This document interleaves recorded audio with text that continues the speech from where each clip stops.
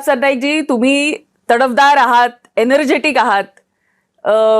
निर्णयांमध्ये देखील ती एनर्जी, तो तडफदारपणा कायम दिसतो आणि एक ठामपणा असतो. तुमचा फर्मनेस जो आहे प्रत्येक तुमच्या निर्णयामागे, तो कायम दिसून आलेला आहे. मराठी भाषा संदर्भात देखील रिक्षा चालकांना मराठी आलीच पाहिजे या संदर्भात तुम्ही निर्णय घेतलात, वेळही दिलात आणि आता त्याची परिणिती दिसायला लागली आहे. अनेकांना येऊ लागलंय, काही अजूनही धडपडतायत. कसं बघताय या निर्णयाकडे आणि त्याचा जो फलसफा आता आपल्याला दिसतोय, निर्णायक भूमिकेमध्ये आलेला आहे, टप्प्यामध्ये आलेला आहे तुमचा निर्णय? नाही, बघा 1989चा हा नियम होता. फक्त मध्यंतरीच्या काळामध्ये मी परिवहन मंत्री झाल्यानंतर अनेक प्रवाशांनी माझ्याकडे तक्रारी केल्यात की आम्ही ग्रामीण भागातले आहोत, म्हणजे अगदी खेड्यापाड्यातले बिचारे आदिवासी लोक किंवा काही एकदमच आपल्याकडे कल्पना आहे की महाराष्ट्रामध्ये प्रत्येक जिल्ह्यामध्ये भाषा ह्या बदलत राहतात आणि अस्खलित मराठी जी मुंबई पुण्याला बोलली जाते ती फार कमी जिल्ह्यांमध्ये बोलली जाते आणि प्रत्येक ट्युनिंग हे जिल्ह्यातलं वेगवेगळं असतं आणि त्यामुळे त्यांना मराठीच भाषा जी आहे ती योग्य प्रकारे येत नसते आपल्या महाराष्ट्रातील मराठी लोकांना.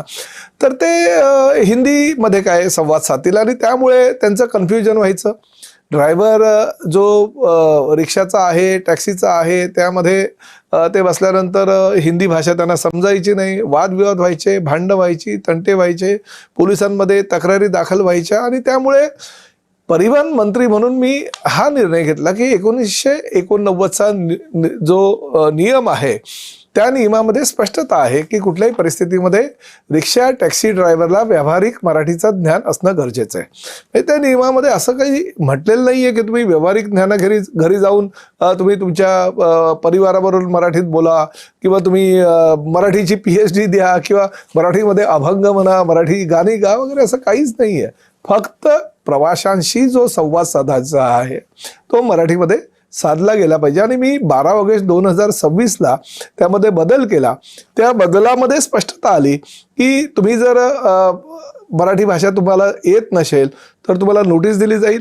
जर 1 महिन्यामध्ये तुम्ही नाही शिकलात तर तुमचं 3 महिन्याकरता जो बॅच आहे तो रद्द करण्यात येईल आणि 3 महिन्यामध्ये सुद्धा तुम्ही जर मराठीचं ज्ञान जे आवश्यक आहे ते जर तुम्ही अवगत नाही केलं तर तुमचा बॅच हा कायमचा रद्द केला जाईल.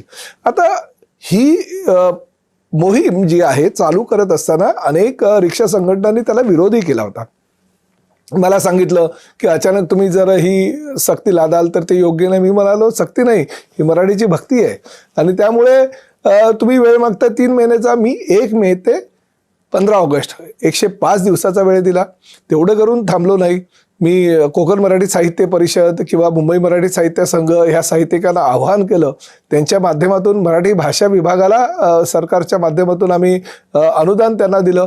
160 ठिकाणी वर्ग आयोजित केले. 1800 शिक्षक राज्यातल्या कानाकोपऱ्यात फिरले.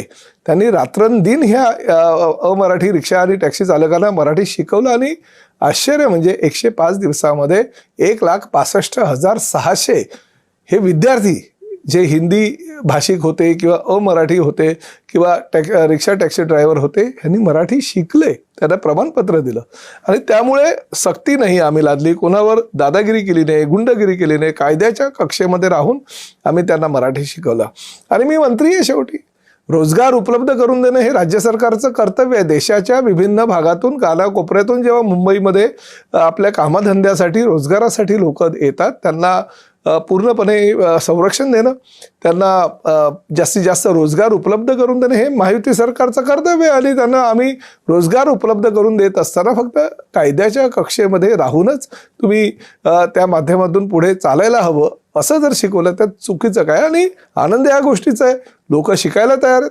शिकलेत आणि चांगल्या पद्धतीनं मराठी बोलायला लागले. आता त्यांचं म्हणणं एकच आहे, आम्ही तर मराठी शिकलो परंतु तुमच्या प्रवाशांना सुद्धा तुम्ही सांगा की आमच्यामध्ये मराठीमध्ये संवाद साधा, तर आम्ही फक्त इथंच नाही तर उद्या घरी जाऊन सुद्धा आम्ही मराठीत आमच्या परिवाराशी बोलू शकू.